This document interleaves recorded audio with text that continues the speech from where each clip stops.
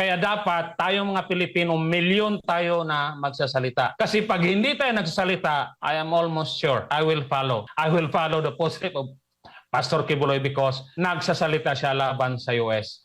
Kaya habang may panahon pa, lalo na ang mga uniform men natin, sir, sana magkaisa tayo, tulungan natin ang Pilipinas dahil darating ang panahon, hindi lang si Pastor Kibuloy, hindi lang si VP Sara o si President Digong ang ikukulong nila. Lahat tayo ikukulong nila.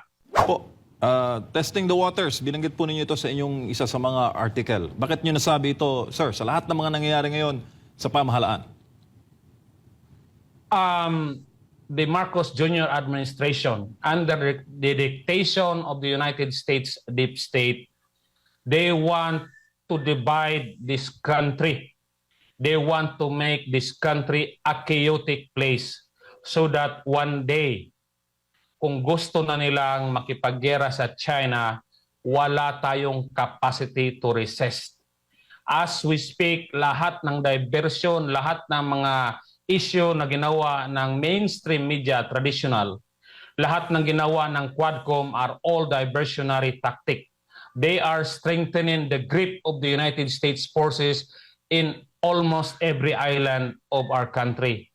So that one day, kung nagkaisa tayo laban sa tyranny ni Bongbong Marcos, we will not be able to do that because the grip of the United States, their bases are already in place and we have no chance of fighting them except at the window time in the next few months. Dahil sa ngayon, nagpapuslit na sila ng mga Afghans dyan.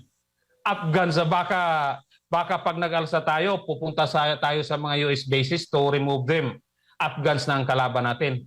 So, underground, they are strengthening their grip in our necks. Kung sa kanta pa ni Freddy Aguilar, sa kuko ng agila, yung kuko ng agila is slowly sinking in our neck. So, dapat ngayon tayo kikilos because any other time, it will be futile na kasi malalim na ang grip ng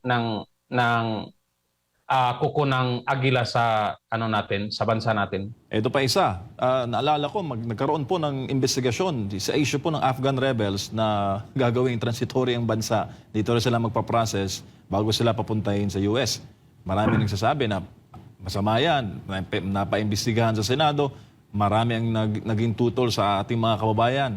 At nawala yung issue na yan sa radar ng mga balita. Pero recently, Sir Jun, talagang ang ambassador mismo ng US, sabi ni Ambassador Mary Kay Carlson, 300 Afghan nationals daw ang pupunta dito soon para i-process yung kanilang resettlement to the US. Anong masasabi mo dyan, sir? Actually, yun ang pinakaugat yung issue yung national issue natin dito is about China and US. Pumalag si Vice President, especially on the Afghans. Mukhang mula doon talagang tinutuunan ng Marcos Jr. administration na talagang tirahin na. Hindi na siya paligoy-ligoy, talagang kinalaban na, pinersecute na si VP Sara and the SMNI dahil nag-ingay ang SMNI at si VP Sara against the plan of the United States to put Afghans in the Philippines. So actually, yun ang pinaka-punot dulo niyan is the United States plan to hold a grip sa Pilipinas. So yung mga mga ginagawa ng Quadcom, mga circus nila is all but to sow division and confusion. Pero at the end of the day, we are being sold and we are being slowly imprisoned under the US colony. Kaya dapat mag-ingay tayo habang meron pa because darating ang panahon, like me here speaking about my opinion, I will be arrested or killed. Alam natin yan na darating yan. Kaya while we can open our mouths, let's open our mouths. Si Pastor Kibuloy ang pinaka-example.